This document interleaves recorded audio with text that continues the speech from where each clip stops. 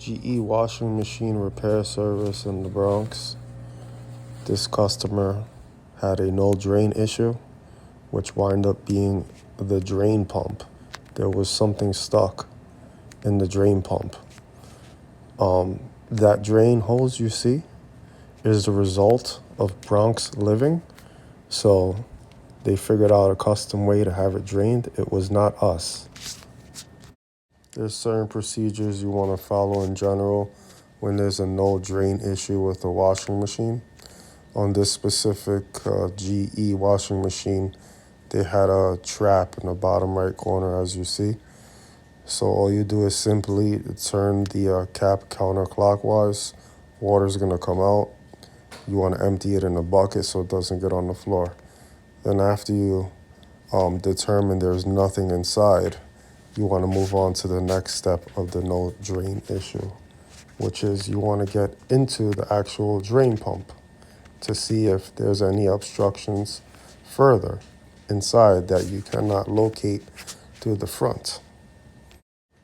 Accessing the actual drain pump on this GE washer, look at the bottom kick plate if it has one. This one had one. There's a screw on the bottom left, as you see. Unscrew that side. Then you're going to go to the right side.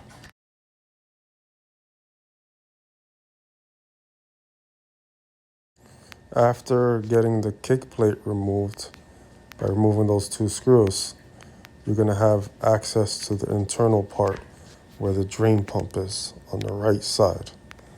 You'll see the actual drain hose connected to it.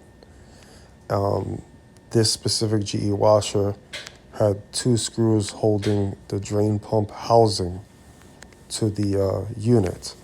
So you're going to unscrew the screw on the left in the photo, and then there's one on the right side of it, and you're going to unscrew that. After you unscrew that, you're going to actually grab the housing and remove it. It's going to have the drain pump on it. So the reason why you want to remove the housing is so you can have flexibility, so you could actually unscrew the drain pump in the next step.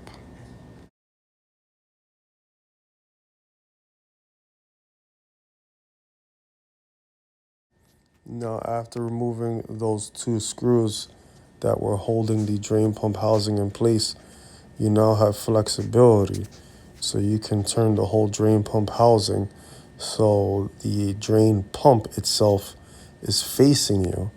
At that point, you'll have access to the three screws on this drain pump. You're going to remove these three screws. After you remove these three screws, the drain pump is either going to just fall off or you'll be able to just pull it off. After you pull it off, observe to see if there's any obstructions in the drain pump, or look at the impeller. The impeller is usually plastic. Sometimes they get stuck. You have to spin the impeller multiple times until it becomes freed. If that's not the case, then probably the impeller is damaged or bent, and at that point, you have to order a new drain pump. But at the end of this test, you'll know what to do.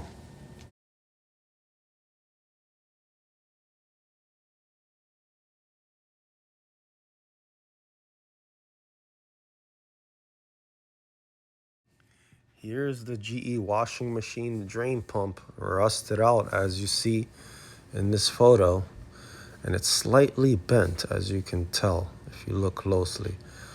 But this specific drain pump actually just needed to be unseized. It was a little stuck.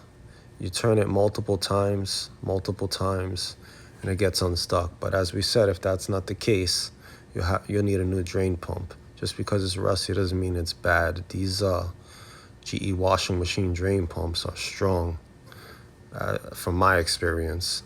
But anyway, they have a warranty period, so if it fails within that warranty period, you just apply the charge of that day to replacing a new drain pump. The rust you see above this kick plate, which is below the door, is a sign of a water leak generally. So you want to check to make sure the door is closing properly, or maybe if there's a gasket issue, or maybe a hinge issue not allowing the door to completely shut. This is just an extra in this video. This paper within the plastic is called a tech sheet.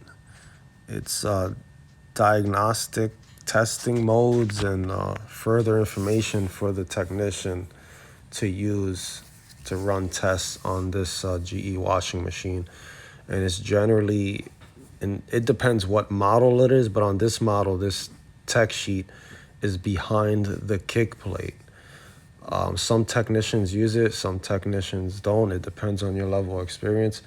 And it also depends on if you need deeper troubleshooting, especially like with control boards, because some units have like 3 boards in them. And we all know sometimes finding a control board issue can be hard to troubleshoot. But yeah, generally these machines have this tech sheet in it. It's not always behind the kick plate. It depends, like I said, what model you're working on. And pretty obvious, this is the model and serial number to this GE washing machine, which on most front loaders, it's behind the door. You open the door and you'll see it somewhere. But yeah, this repair is complete and it's an easy $200.